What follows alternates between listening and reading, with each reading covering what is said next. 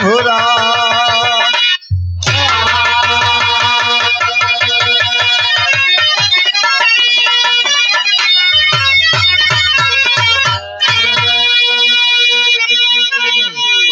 बड़ा अच्छा बात कवि जी लिखलन भूमिका के लाइन में। वाह वाह। क्या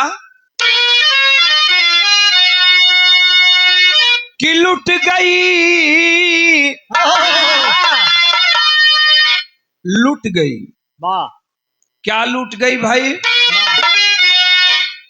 लुट गई स्नेह ममता की पेटी जहां से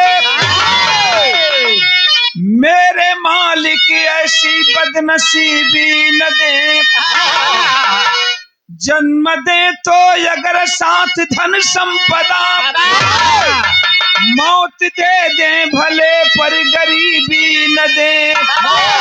जिसके पैरों से रोदा गया याद से और लूटा खसोटा वो मारा गया। साथ जीवन की शांति भी छीनी गई, एक भाई भी जग से सहारा गया।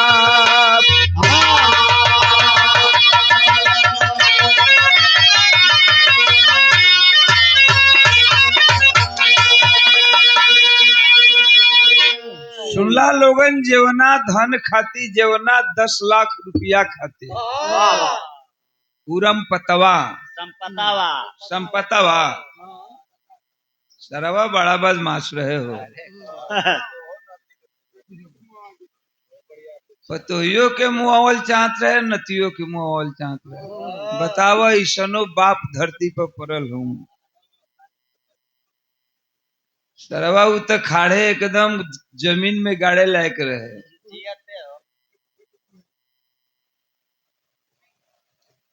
ऐसन ऐसन लोग पड़ल हूँ ये धरती पर। कभी बड़ा सुंदर उपमा देलन की, हे दुनिया के मालिक,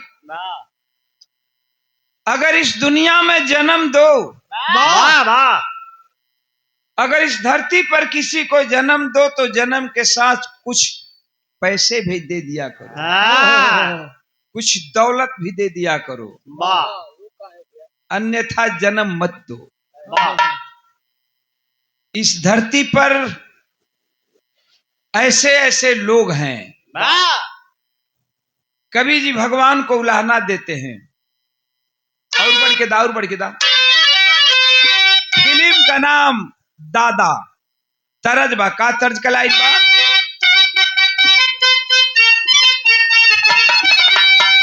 ये तरज बा कि हम ना मानो,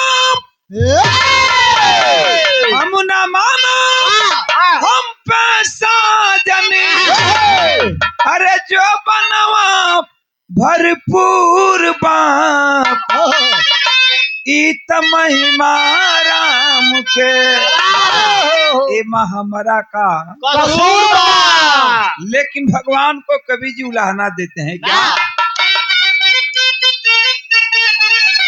कि हे भगवान बड़ा बेरहमी, हे भगवान तू बड़ा बेरहमी, तेरा कैसा दरबार है।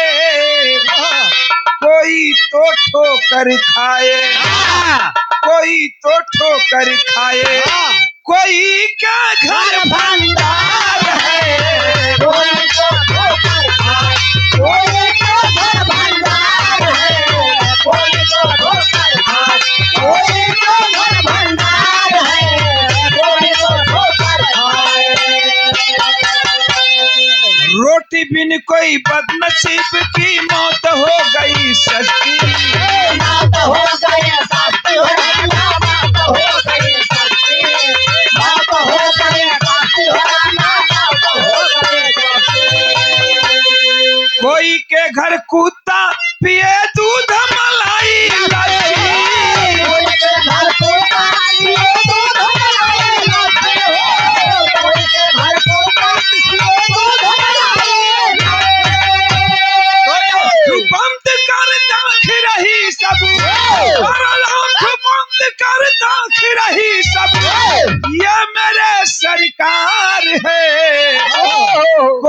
तो ठोकर खाए, कोई के घर भंडार है।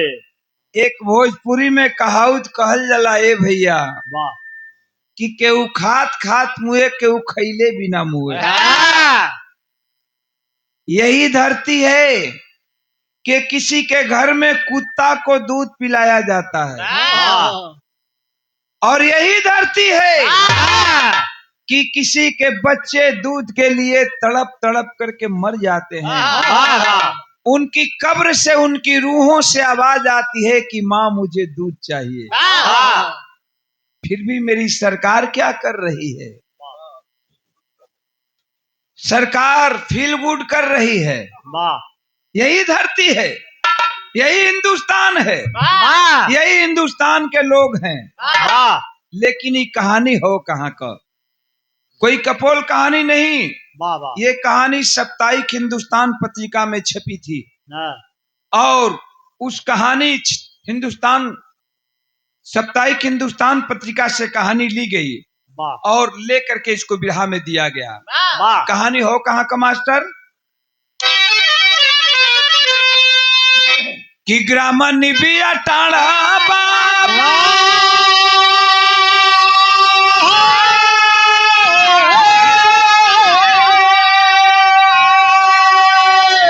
अरे बला कबा जमीरा पूरा,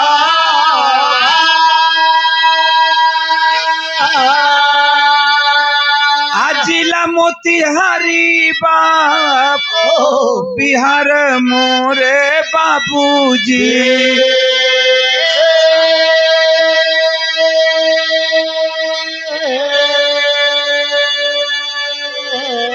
अब बबीता और केसरी दो प्राणी जो किसान रहले,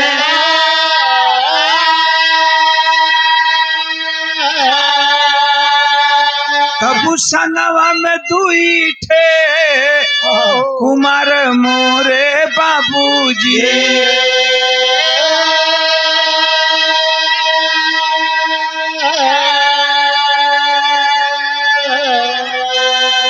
फटही लुगरिया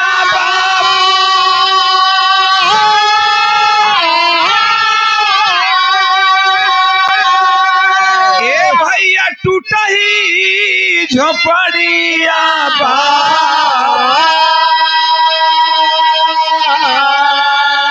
बड़ा दयनीय परिवार मोरे बाबूजी।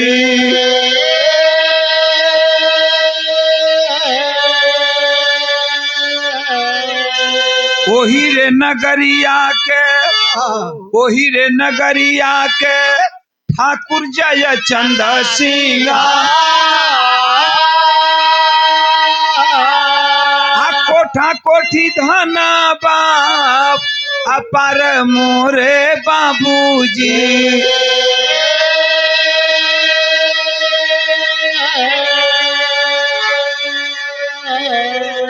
तनी बात समझ ला, एकदम कहानी साफ साफ शीशा जैसन झलके लगी, जैसे शीशा में सूरत लौकेला, साफ साफ सबके समझ में चली आई। इतना भाई बिरहा हमार सुने बैठल हूं। जे भाई अगर बिहार में पटना गई होबा, तब पटना से थोड़ी दूर और पूरब की ओर आगे बढ़बा, एक बहुत छोट मोट जिला मोतिहारी जिला मिलेला। अब मोतिहारी जिला में गांव का नाम निबिया टांड, ब्लॉक जमीरपुर। मोतिहारी जिला में निबिया टांड में दो व्यक्ति ऐसन भी रहलन, साधारण किसान मजदूर आदमी। पति का नाम पत्रिका में केसर बतावल गई और पत्नी का नाम बबीता बतावल गई। लेकिन बाहर भगवान मालिक बड़ा खुश भइलन। भैया बैठ जाता नहीं, अब जे जाए वाला बा उ चल गल।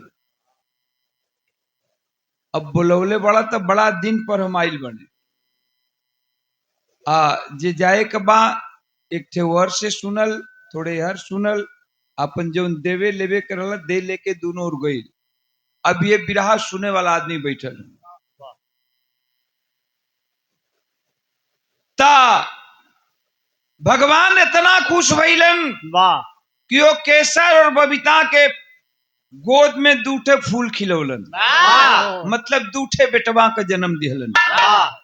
एक लड़का 4 वर्ष का और दूसर का लड़का 7 वर्ष का। इहे दूठे लड़कन का दूठे लड़का भइलन और दोनों लड़कन के पोले पोसे पाले लगलन। वो केसर अपन मेहनत मजदूरी कई के केनियो श्याम दोनों लड़कन के देखें तो छाती गदगद हो जाए। मेहनत मजदूरी कई के आवा, आज मेहनत मजदूरी कई के हिलन दुल्हन हाथ गोड़ धोलन, तनी चल जा लोग अरे जाके बतियावा लोग भैया,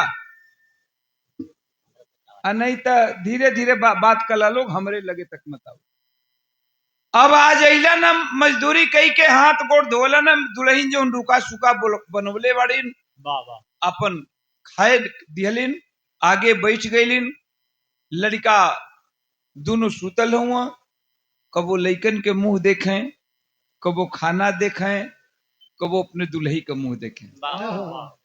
हाथ जोड़ के गरीब के मेहरारू बबीता कलश की रोज आवत रहा, तब मेहनत मजदूरी कई के दिन भर का थकल खिदाई दुकर खा के आराम करत रहा। आज का बात हो, कबो लइकन के देखत हुआ, कबो खाना देखत हुआ। कहलन की बबीता दिल के एक से आखिरी अरमान बा। तरज बा मास्टर, का तरज बा और बढ़ के दा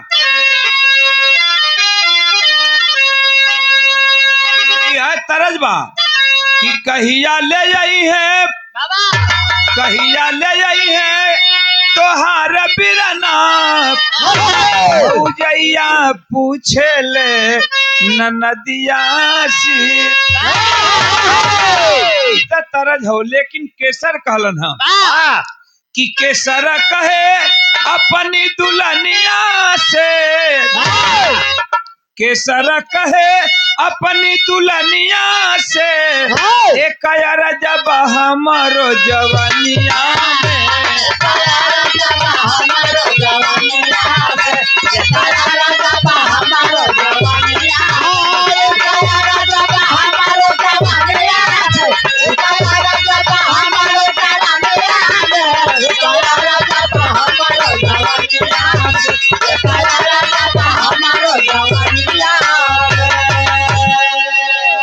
कहलन की दिल के आखिरी इच्छा बा बबीता।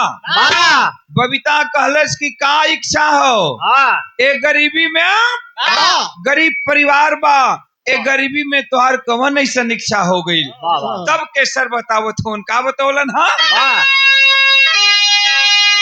कहलन कि जब की बबुआ हमार, जब की बबुआ हमार अरे पहलवान होई है, वो जवान होई है, तबे पूरा मोर दिल के अरमान होई है।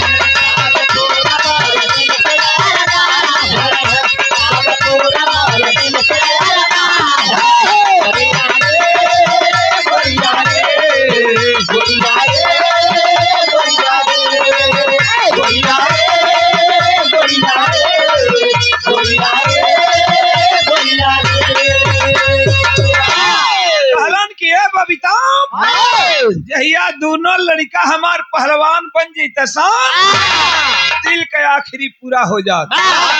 बबीता रोवे लगल, गरीब के दुल्ही रोवे लगल, हाथ जोड़ के कहलस कि इतना गरीब परिवार बा कि टाइम से कोर हमन का भोजन ना मिलत बा, आ लड़कन के पहलवान बनावे का तमन्ना ले लिहला। अरे पहलवान लड़कन के बनावे खातिर दूध घी के जरूरत पड़ी, बादाम के जरूरत पड़ी, कहाँ से आई। केसर कालन की चिंता मत करा, का कालन कि बचवन के घी वाला तू दवा पिलाई,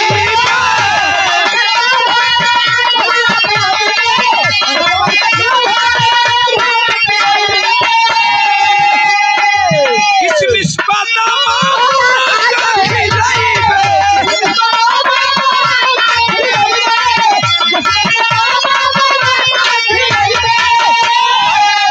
हमारा दिलवा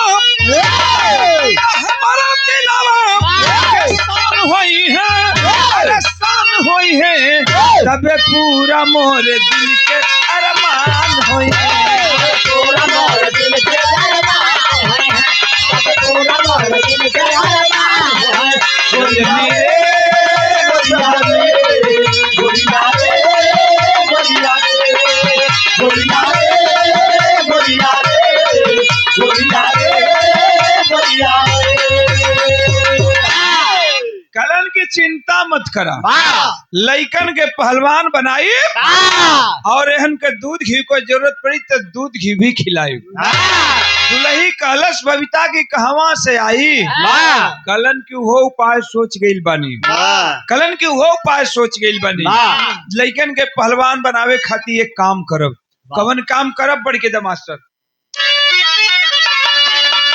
कहलन की कराजा लई बिये गोरी, अरे कराजा लई बिये गोरी, मुखिया जी से जाई के कराजा लई बिये गोरी, मुखिया जी से जाई के कराजा लई बिये गोरी, मुखिया जी से जाई के, मुखिया जी से जाई के, मुखिया जी से जाई के, मुखिया जी से जाई के, मुखिया जी से जाई कराजा लई बिये गोरी, मुखिया जी से जाई कराजा लई बिये गोरी, मुखिया जी से जाई। सवेर होके दा वाह करज लेके की नबे भैंसिया एक सुघरी, भैंसिया एक सुघरी,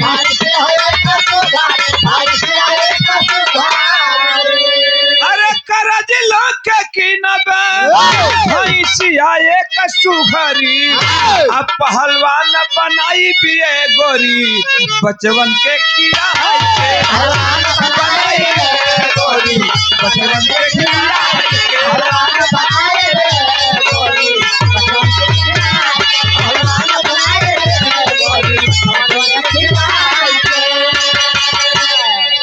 कहलन कि हमन का गाँवे में ठाकुर जयचंद्र सिंह हुआ, गांव का मुखिया हुवन, गांव का प्रधान हुवन।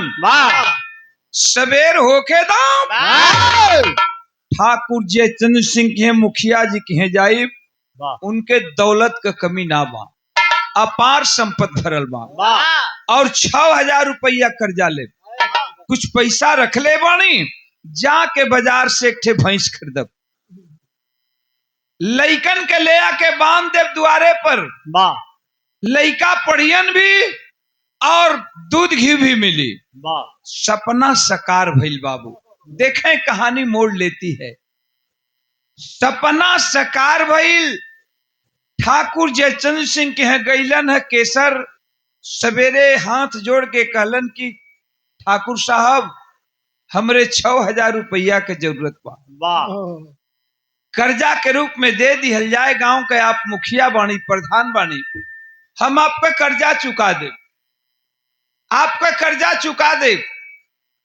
ठाकुर साहब 6,000 रुपया केसर के दे दिहलन, घरे कुछ यार के बाटे यहाँ का ऑपरेटर छोड़ के बजा के छोड़ के चल गया। सीटी बा, सीटी बा। यार तू अपने बाजा के यहाँ तुमको बैठना चाहिए, गजब आदमी है। इस सोचत हूं कि बहुत अच्छा बोलत। ए भैया आखिर ठाकुर जयचंद सिंह के यहाँ 6,000 रुपया लिहलन, कुछ पैसा रखले रहलन के सर, रखे थे, जा करके बाजार से एक ठे भैंस खरीदे और जा करके बाजार से भैंस खरीद के ले आके द्वारे पर बांध दिहलन। लड़कन का ड्यूटी लग गई, दोनों लड़के दिन भर स्कूल में पढ़ते थे, शाम सुबह जा करके खड़ा पलटते थे। 1 बरिस 2 बरिस 3 बरिस 4 बरिस, अरे 5-6 बरस होत लड़का बारूद का गोला हो गई। बड़ी सुंदर पहलवान दोनों भाई निकलन, जौने अखाड़े पर जाएं हलचल मचा दें, गांव जवार जिला का नाम रोशन करें, लोग कहें कि बारे भगवान जी के लइका दें, ऐसने दें। दोनों भाई कमाल करे लगलन, दंगल पर दंगल मारे लगलन। एक ई बात ठाकुर साहब के गल, कि सरजू बिरजू केसर का दूठे लड़का हमन बिरजू सरजू बड़ा सुंदर लड़त हुवन, बड़ा सुंदर बाजत हुवन, गांव जवार जिला का नाम रोशन कैले हुवन। ठाकुर साहब एक दिन देखें केसर के बुलौलन है, अब बुला के कहलन कि केसर तुम्हें कुछ याद है? हाथ जोड़ के केसर कहलन कि हाँ सरकार हमके याद हो, आप 6,000 रुपया कर्जा देले हुवन, हम कर्जा आपके चुकाई। हमार लड़का दोनों तैयार हो गई हुआ, पढ़ लिख के पहलवानी भी करत हुआ, कुछ दिन में वहन का नौकरी लग जाई, आपका कर्जा हम दे दे। ठाकुर साहब कहलन कि अरे केसर कोई बात नहीं है, एक काम करो, तेरे पास पैसा नहीं है तो क्या हुआ, तुम्हारी औरत तुम्हारे घर पर दिन भर बैठी रहती है, एक काम करो कि मेरे घर अपनी औरत को पठाओ, बबीता को पठाओ, मेरा चौका बर्तन कर दिया करेगी। साउंड तो नहीं कम रखा ना भाई, बार बार कहते हैं। मेरा चौका बर्तन कर दिया करेगी, मेरा काम भी होगा, तेरा धीरे धीरे पैसा भी कट जाएगा। केसर सोच गिलन की गार से बेगार भला, चला मुखिया जी ठीक है कहत हूं। अलन घरे आके बबीता से सारी बात बतौलन कि बबीता अपनी पत्नी से कि बबीता ठाकुर साहब को हमारे पास 6,000 रुपया कर्जा बा और हमारे पास से समय पैसा ना हो। ठाकुर साहब एक सलाह दिलन कि तुम अपनी औरत को मेरे घर पठाओ, मेरा चौका बर्तन कर दिया करेगी, मेरा काम भी होगा, तेरा धीरे धीरे पैसा भी कट जाएगा। अय है। जब इतना वो बेचारी सुनलस गरीब को मेहरारू रोए लगल, हाथ जोड़ के कहलस कि स्वामी नैहरे का फटही लुगरी पहन लियली, नैहरे का मिलल फटही लुगरी पहन के जिंदगी बिता लियली, दूठे लड़का जवान हो चलन, लेकिन कबो हम कुछ फरमाइश ना कैली, कभी हमने आपसे कुछ मांगा नहीं है। लेकिन जब आपको ये राय बा, ये सलाह बा कि हम जाके ठाकुर साहब के यहाँ चौका बर्तन करी, तेकरा में कोनो बात ना बा, हम जाके चौका बर्तन कह दिहल करब, आपका खुशी हमार खुशी बा। केसर चल जाए मजदूरी करे, दोनों लड़के चले जाएं स्कूल में पढ़ने के लिए, बेचारी केसर की औरत गरीब औरत जा करके ठाकुर साहब के घर पर उनके घर का काम धंधा करती थी। आज बाबू शाम को लौट रही थी, चौका बर्तन करके शाम को लौट रही थी, अपने घर आ रही थी। पत्रिका पीछे धीरे बचाओ यार। शाम को लौट रही थी, अचानक ठाकुर जयचंद सिंह की नजर पड़ गई उस औरत पर, गरीब की औरत पर नजर पड़ी है। पत्रिका में लिखा हुआ था बाबू की बबीता 2 बच्चों की मां बन चुकी थी, लेकिन देखने में नई नवेली लग रही थी। बाहर ठाकुर जयचंद सिंह गांव के जो मुखिया थे, उस गरीब की कलाई को पकड़े घसीटते हुए घर के अंदर लेकर जाते हैं। जाकर के उसके गरीब औरत के तन पर से साड़ी को उतरवा दिए, ब्लाउज को उतरवा दिए। अरे नीचता का भी कोई हद होती है बाबू। उस औरत के तन पर साए तक भी नहीं रहने दिए, नग्न बदन जब कर दिए, हाथ जोड़ करके औरत रोती है, कहती है कि मालिक हम गरीबों के पास और है ही क्या, यही आबरू ही तो हमारी दौलत है, आबरू को बर्बाद मत कीजिए। लेकिन बाहर वो मुखिया एक न सुना, ठाकुर जयचंद सिंह उस गरीब की इज्जत को लूट ही लिया, छोड़ दिया, इज्जत लूट करके छोड़ दिया। अस्त व्यस्त शरीर को अस्त व्यस्त कपड़ों से ढकती है, घर पर जाती है, दोनों बच्चे आते हैं अखाड़े पर से लड़ करके, पति मजदूरी करके आता है, खाना खिला पिला करके दोनों बच्चों को एक घर में सुला देती है। एक घर में केसर सो जाता है। दिन भर का थका हुआ मजदूर खाट पर लेटा, नींद आ गई, सो गया। लेकिन बाहर है बबीता, बबीता को नींद नहीं आ रही है। कोई केसर के चरपाई पर बैठ के केसर के धीरे धीरे पैर दबावत पे अपने पति का रोवत पे, आंख में आंसू जब पैर पे गिरल बा, बाबू छंद कैले बा, गरीब मजदूर केसर चिहुक करके जग जाता है, बैठ जाता है, कहता है कि बबीता, दोनों बच्चे सोए हैं, पूरा गांव सोया है, और तुम इतनी रात को बैठकर रो रही हो, क्या बात है? लड़का कुछ बोलसन कारे कलश की ना, कलन केसर की तक का गांव घर के उताना मारल का, कलश की ना। हाथ जोड़ करके रो कर कहती है कि पति देव आपकी इज्जत की पगड़ी इस दुनिया में नहीं। रोत पे बतावत में का कहले बे,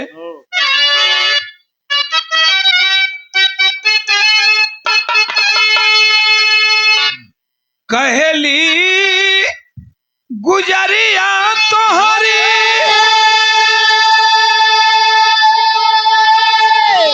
कहेली गुजरिया तोहरी, अरे इज्जत की पगड़िया पिया महुरवा भइले ना, पिया महुरवा भइले ना, कलश पापी बात करिया पिया महुरवा भइले ना,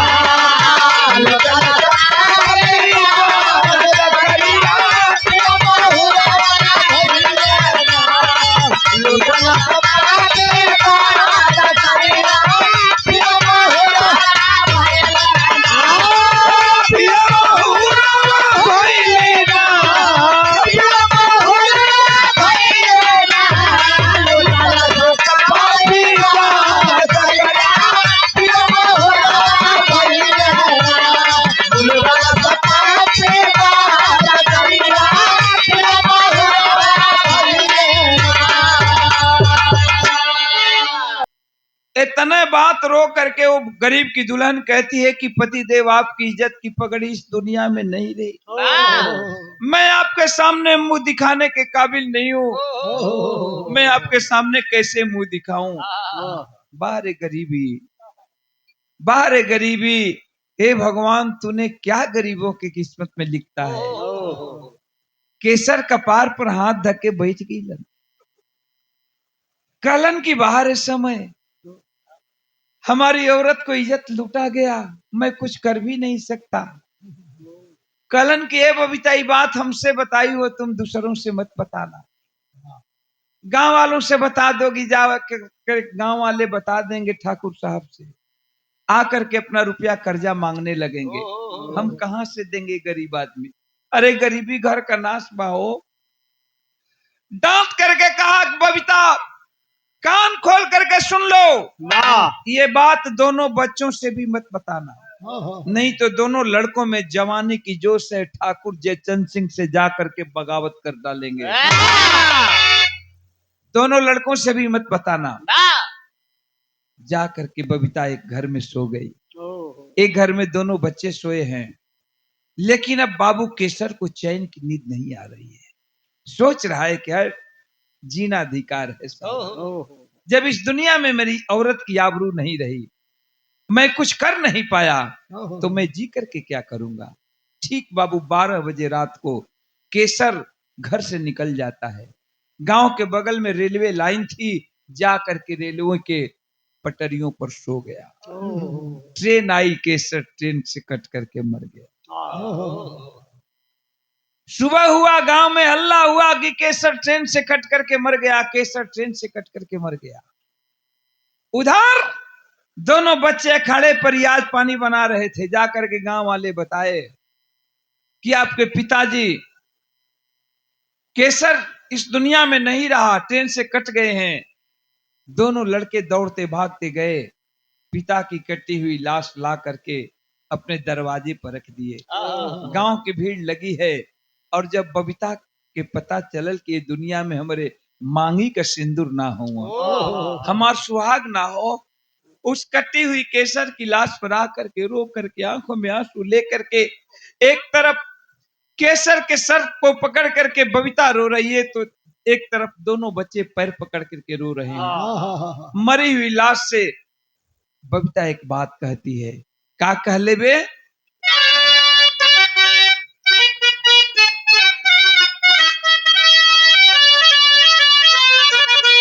यह रो के कहती कि मोरे विपद में पड़ल बापरान,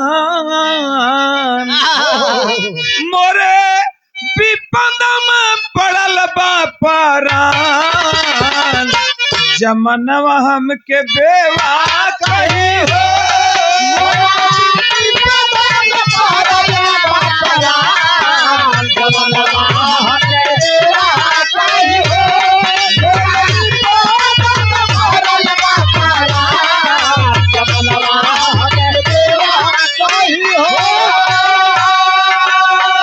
चढ़ली जवानिया घवाई का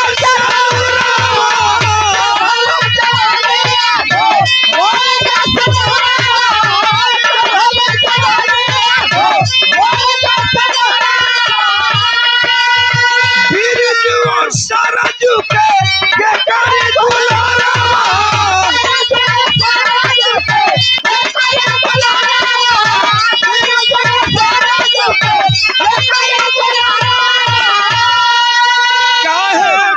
मुँह मोड़ी लिहला भगवान, जमनवा हमके बेवा कही हो। ये बाबू आखिरकार बबीता रो रही है।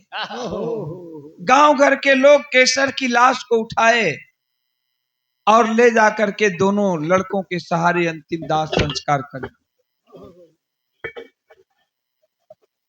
अंतिम दाह संस्कार कर दिए। शाम हुआ, रात हुई, दोनों बच्चे घर पर लौटे हैं। एक घर में दोनों लड़के सो गए, एक घर में बबीता सोई है, लेकिन बबीता को अब चैन की नींद नहीं आ रही। दोनों लड़का तो सुतल हुआ घर में, लेकिन बबीता कब चैन का नींद ना होती। सोच रही है बबीता की, जब इस दुनिया में मेरी इज्जत नहीं रही, मेरा मांग का सिंदूर नहीं रहा, तो मैं रह करके क्या करूंगी। आखिर बबीता बाबू उसी रात को करती है क्या? ये 200 रुपए का पुरस्कार भैया हमारे कमेटी के अध्यक्ष गुलाब यादव जी, आपकी तरफ से बहुत बहुत प्रणाम बा। मालिक सुखी रखे। सब भैया लोगन के नमस्कार प्रणाम बा। आज वो औरत करत का बे बाबू कि अगिया लगा के मारी, अगिया लगा के मारी, अरे गईली गुजरिया पिया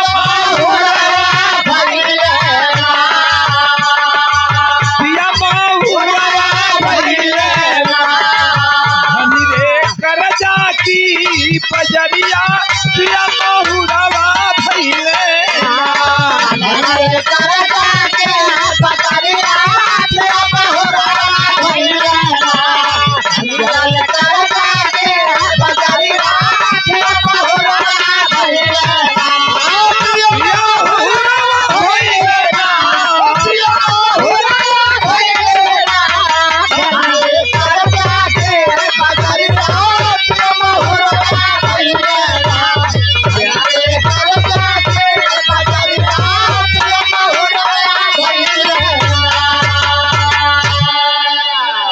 उसी रात को घर में बाबू अंदर से किवाड़ बंद कर लेती है, तन पर शरीर पर मिट्टी का तेल छिड़कती है, आग लगा लेती है। दोनों बच्चे को पता चला, दोनों लड़कों को जब पता चला है, दोनों लड़का बिरजू सरजू अपने घर में से उठ के हिला न देखला न, अंदर चिल्लाहट आग केवाड़ी तूर के मतारी का निकलन, तब तक बहुत देर हो चुकल है। माई भी जर के ये दुनिया के छोड़ के चल बसल है। बाबू भी मर गिलन, माई भी मर गई। माई कभी दोनों लड़का गांव को मदद लेके अंतिम दाह संस्कार कैलन, लेकिन ध्यान दिहन कि अब वो परिवार में केवल वो दोनों भाई बच गईलन, बड़ा भाई बिरजू और छोटा भाई सरजू। बड़का भैया सोचे लगल कि बाबुओ मर गईलन, माइयो मर गई, अब हमहू पढ़ब लिखब तक घर का काम न चले, हमरे छोटका भैया का पढ़ाई खराब हो जाई। आज बड़का भैया कैलस का बाबू कि छोड़ के शिक्षा, ए भैया छोड़ के शिक्षा, बिरजू भैया घर का करता काम, आप पहलवान सरजू पढ़ता था ले हरि का नाम।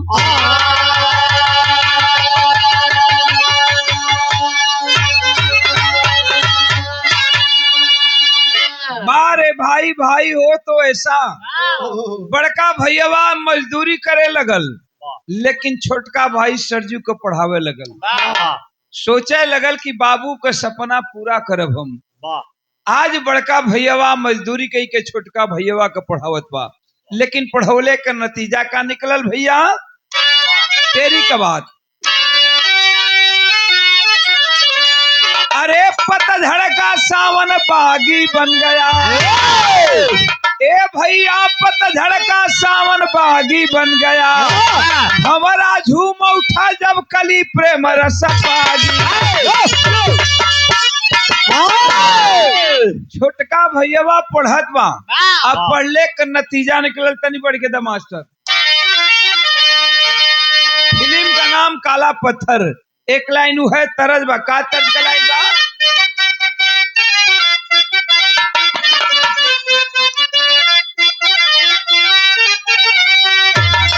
वह तरज बा कि हमको भी साथ है, अरे हमको भी साथ लिए जाना पिया, जब जाना विदेश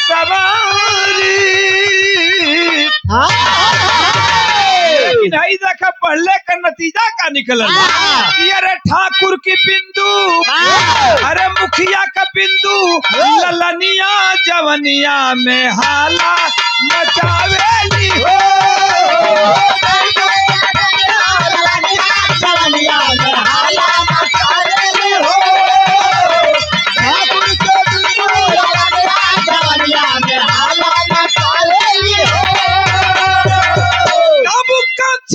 लड़ गई नैना सरजू से,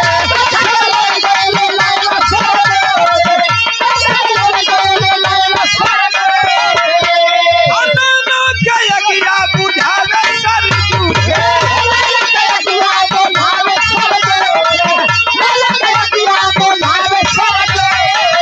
अरे काट लगल सोना और चलिया जवनिया में हाला मचावेली हो।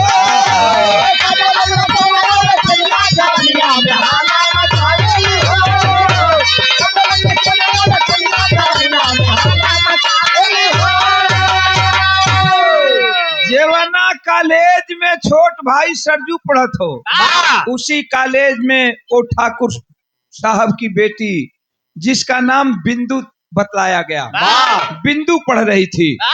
आखिर दोनों में नैन चार हुआ और दोनों प्यार कर बैठे। बिंदु सरजू से कह दियलस कि सरजू जा करके अपने भैया बिरजू से कह देना कि जब वो शादी करेगा,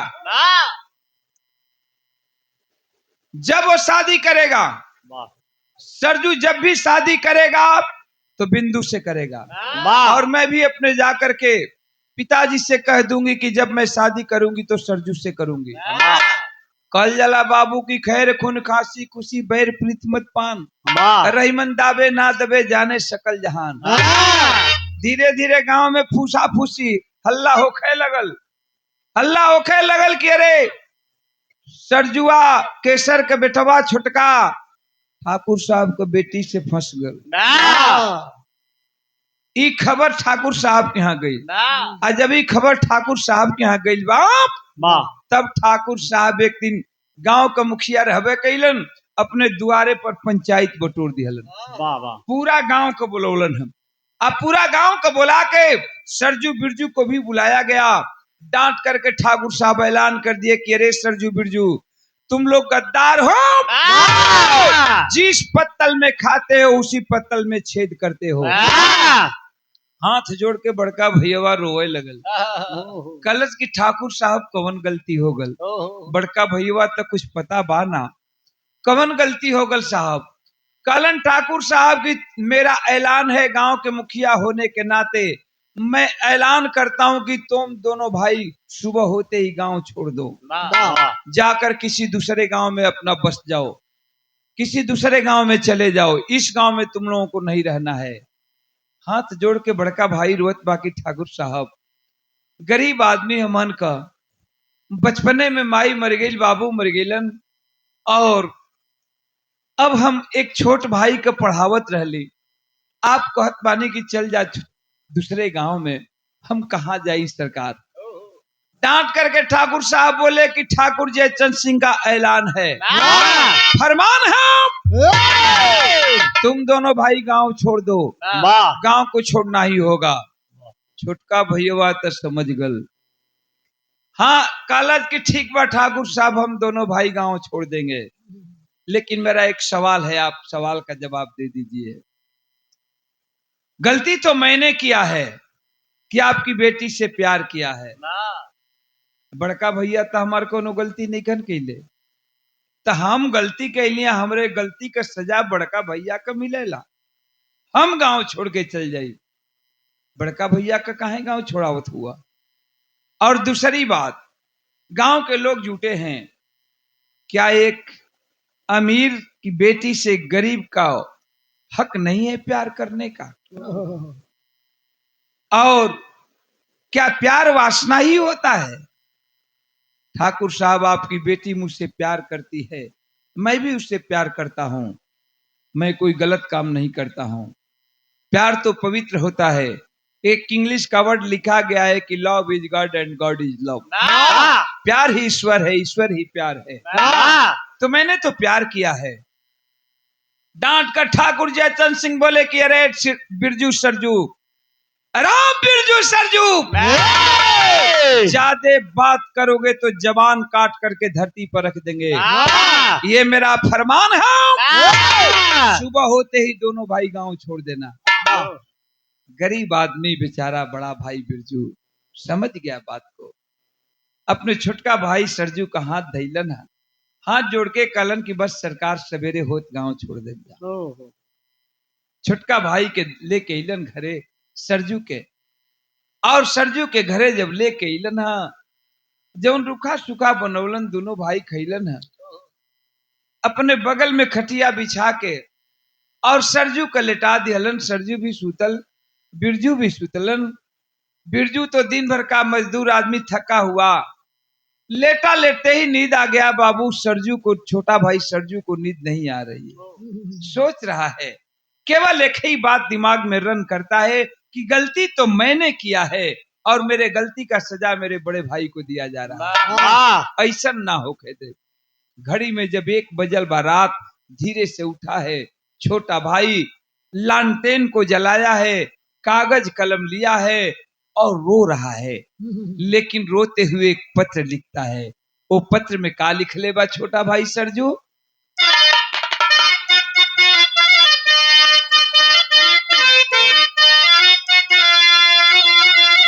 यह लिखत बा कि भैया अरे हम तो चले परदेस,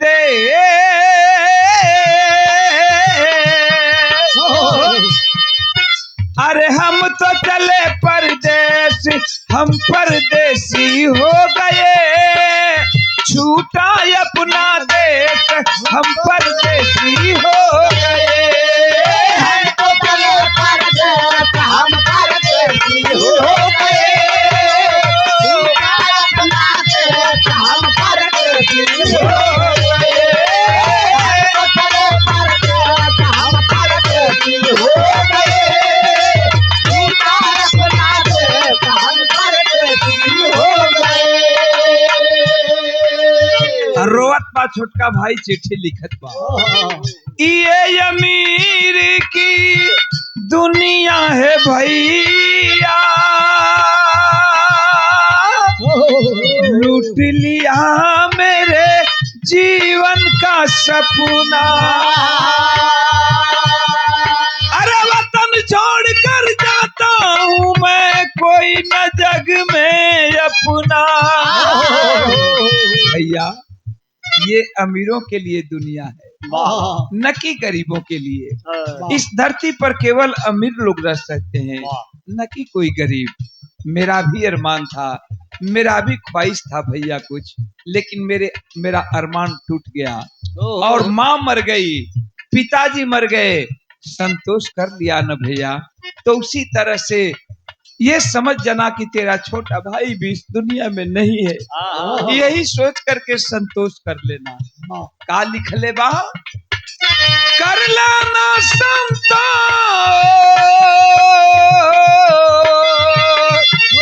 अरे कर लेना संतोष हम परदेसी हो गए।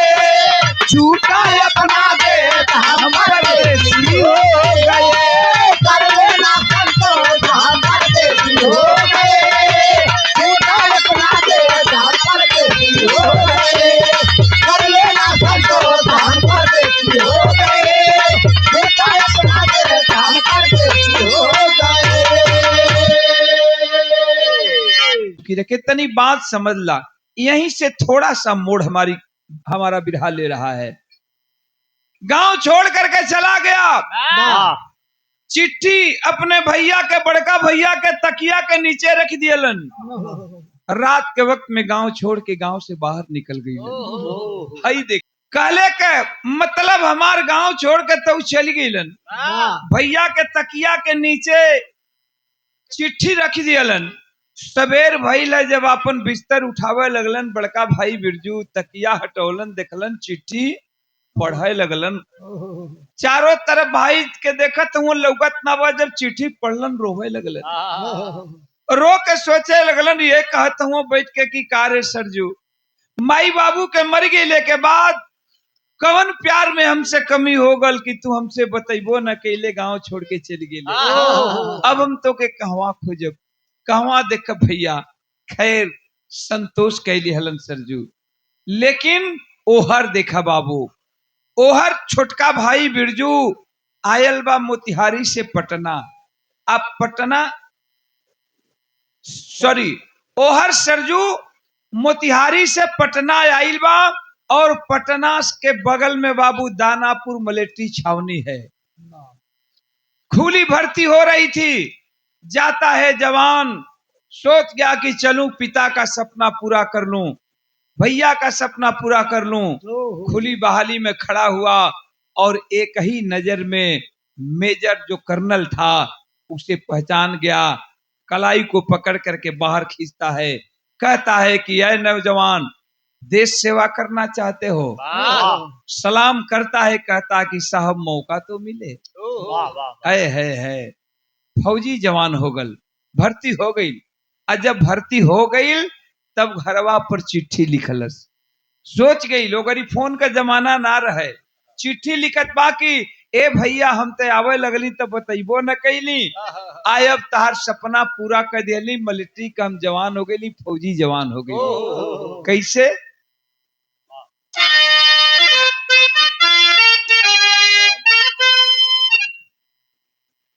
चिट्ठी लिखलन। हाँ, का चिट्ठी लिखलन कि भरती फौजा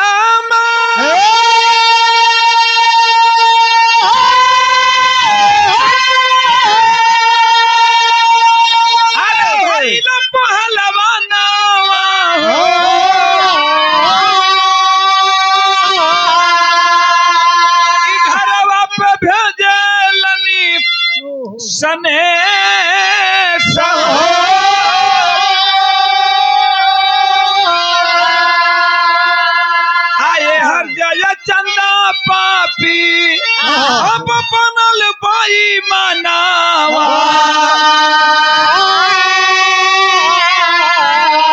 बिरजू का देवेलन कले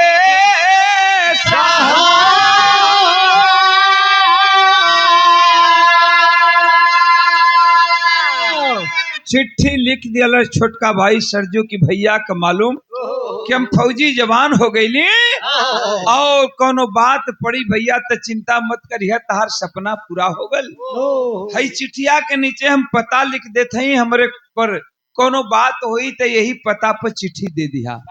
6 महीना का हम ट्रेनिंग पर जात पानी ट्रेनिंग पर चला गया लेकिन ई बतिया का जानकारी मिल गई ठाकुर जय चंद्र सिंह का गौवा में तन जब चिट्ठी मिलल बा बिरजू इतना खुश भइलन कि गौवा में घूम घूम कहे लगलन कि अरे भैया ए चचा ए बाबू हमार भैया तो फौजी जवान हो गल हमार सपना पूरा हो गई बाबू पाई के सपना पूरा कर दिहलस। ई खबर ठाकुर जयचंद सिंह के पता चल गल। आज अभी सुनलन कि सरजू फौजी जवान हो गई तब बतिया बड़ा उनके नागवार लग गई। बारे ठाकुर जयचंद सिंह गांव का मुखिया रहलन है। एक दिन अपनी लठैतों को लिए बाबू कुछ गुंडों को लिए और आ करके रात के वक्त में दरवाजे पर सरजू के दरवाजे पर आकर सरजू को इतना न मार मरवाए इतना न वो मुखिया ठाकुर जयचंद सिंह मार मरवाया कि अब सरजू को बिरजू को एक दर से उठने का गांव नहीं रहा। बिरजू के गरीबी के कारण घर में पैसा नहीं था कि वो अपना दवा दारू करा सके। घर में ये कोई नहीं था कि एक लोटा बिरजू को पानी दे सके। इस तरह से बिरजू बड़ा भाई बिरजू की मौत आकर के कगार पर खड़ी हो गई। दरवाजे पर दस्तखत देने लगी। सोच गया बिरजू की अब तो मैं मर जाऊंगा अब नहीं बचूंगा। सोचत बा कि न मुअले का दुख बा न जियले का भूख बा लेकिन एक ही चीज बा कि तनी मरे से पहले हम अपना छोटका भाई सरजू को देख लिए थे। हमार छोटका भाई फौजी हो गई बा। ए बाबू कैसी तरह कागज कलम उठाता है बड़ा भाई बिरजू और रोता है। रो करके पत्र लिखता है अपने छोटे भाई सरजू के पास। फिल्म का नाम चंबल की कसम लेकिन गीत से सुंदर फिल्म से सुंदर हमारे बिरहा का लाइन लिखल गल का चिट्ठी में लिखले बा बड़ा भाई बिरजू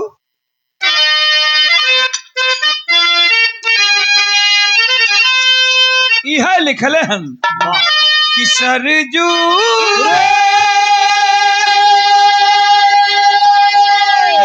मेरी चिट्ठी को पढ़ना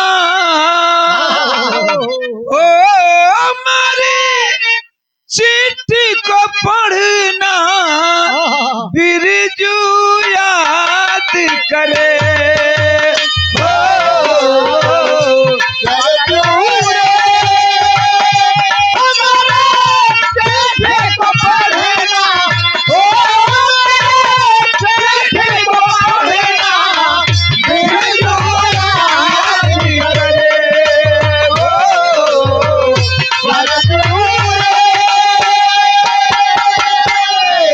रोवत बा बड़का भैया चिट्ठी लिखत बा कि सरजू कांटों का घर है जीवन मेरा कष्ट दिया है पापी घनेरा ढूंढ रही तुझे प्यासी निगाहें तड़प रहा भर दिल में आहे।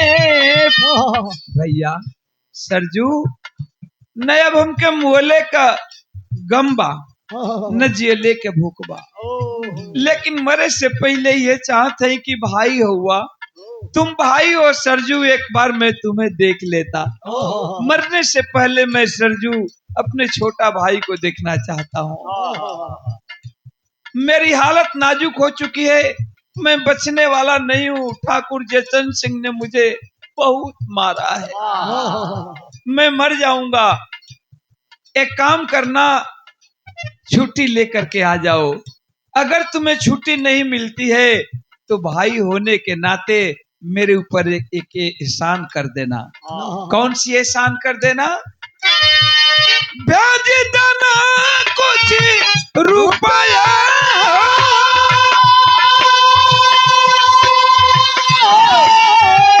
कितना एहसान तू करना बिरजू याद करे हो।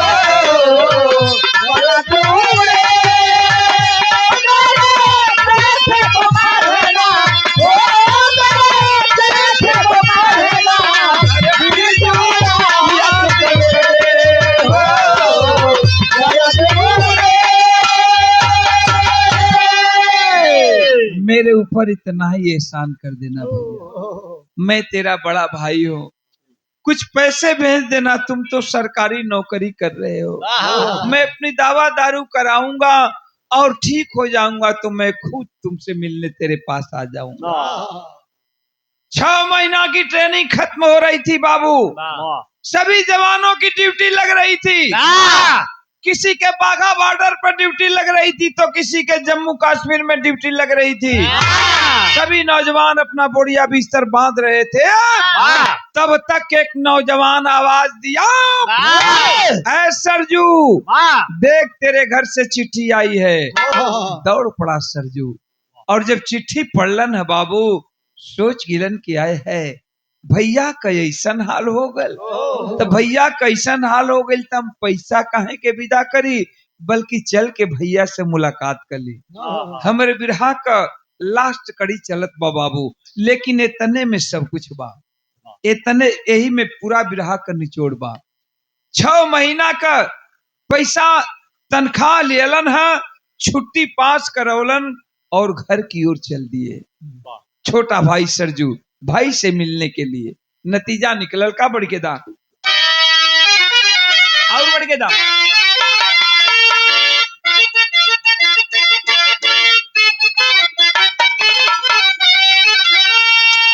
कि अरे पढ़ता ए भैया पढ़ता खबरिया चलल बा जवानवा दादा।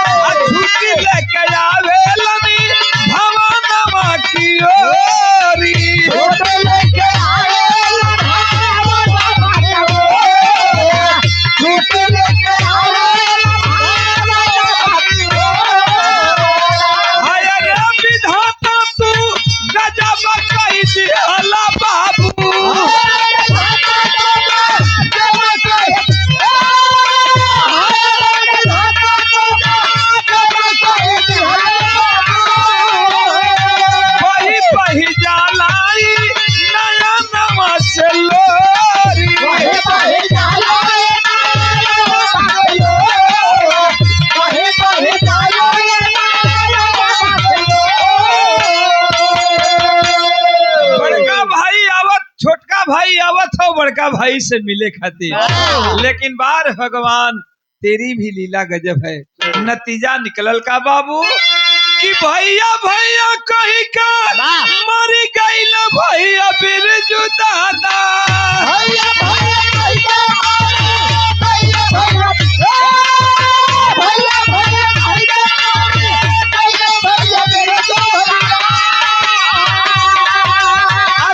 साथी तमित बहाव सब लोरी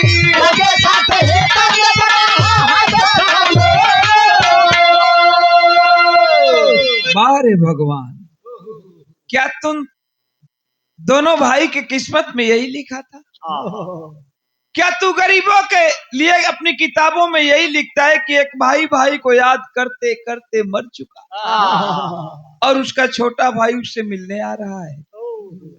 गांव घर के लोग अर्थी को सजाए, बड़े भाई की लाश बिरजू की लाश लेकर के स्मशान घाट की ओर चल दिए, लेकिन तब तक छोटका भाई सरजू ही रेलवे स्टेशन पर उतरल बाबू। और रेलवे स्टेशन पर उतर के अपना बुढ़िया बिस्तर उठाता है, घर की ओर चलने की तैयारी करता है, तब तक याद आ जाती है।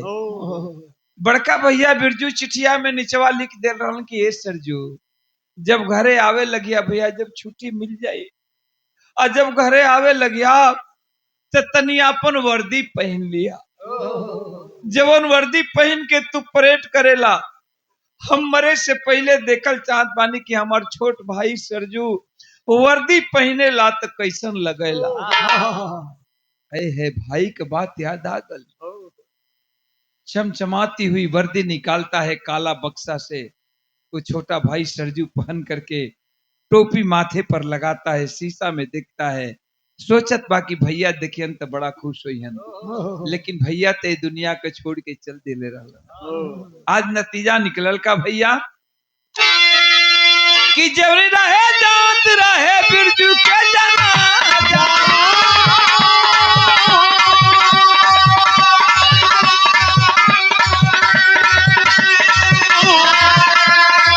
भैया वही रहे आवत पहले सरजू किशोर। अरे वही रहे आवत पहले सरजू किशोर। भाई के पठान गिरी गई लसिया पर। अरे हला खाता मत पीरा नमक के छोड़। अबदी हला विधाता मत पीरा नमक के छोड़। आई प्रति समझ के लहरा बाबा में। अरे आई प्रति समझ के लहरा बाबा में। अरे कोधवा में तीन पक्का दुखिया के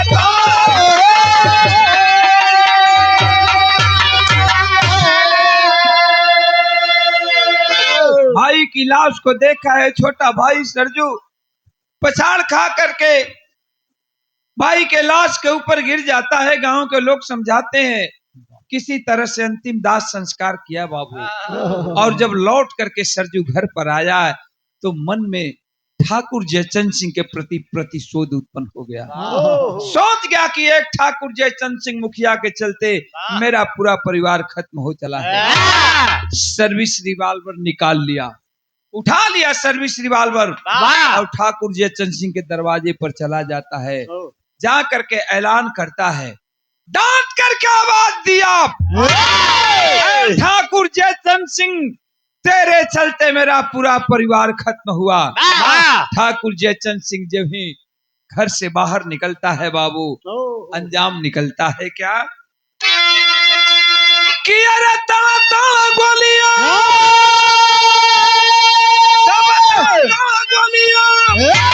चलावेला जवनवा सिनेमा क्या छत गोली भैली यार पार बाबू।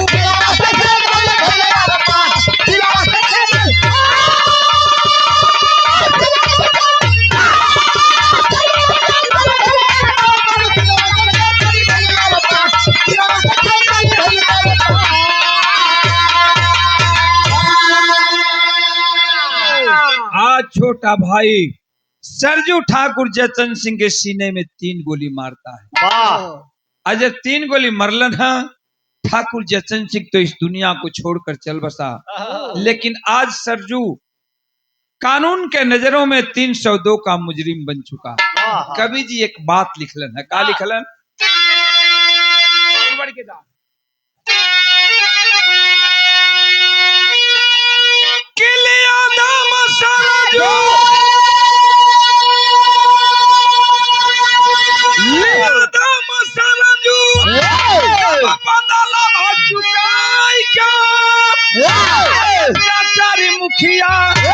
अत्याचारी मुखिया के जागा समिटाई के अत्याचारी मुखिया।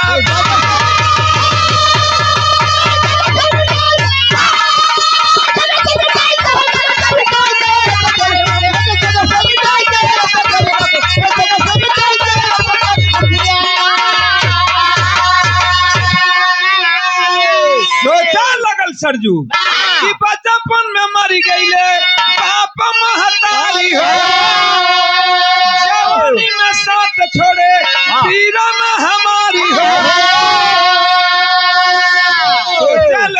जब लड़का रहली तब माई बाबू मर गिलन। हाँ। जवान भैली हाँ। अपने पैर पर खड़ा हुए तो बड़ा भाई भी साथ छोड़ दिया। हाँ। तो वैसे भी अब 302 के मुजरिम हूँ, हाँ। कानून के नजरों में 302 के मुजरिम बन गया। हाँ। अब आजीवन कारावास होगी, नहीं तो कानून से सजाए मौत मिलेगी। हाँ। तबे दुनिया में हमार बढ़ले के बाद माई मर गई, बाबू मर गिलन, भाई मर गई, ते दुनिया में हमार बा के हाँ। अंत तो गतवा आखिर आज सरजू करता है क्या बाबू माँ कि मर गई सरजू, मर गई सरजू, अब जहरवा के खाई का अत्याचारी मुखिया के जाग समिटाई के अत्याचारी मुखिया।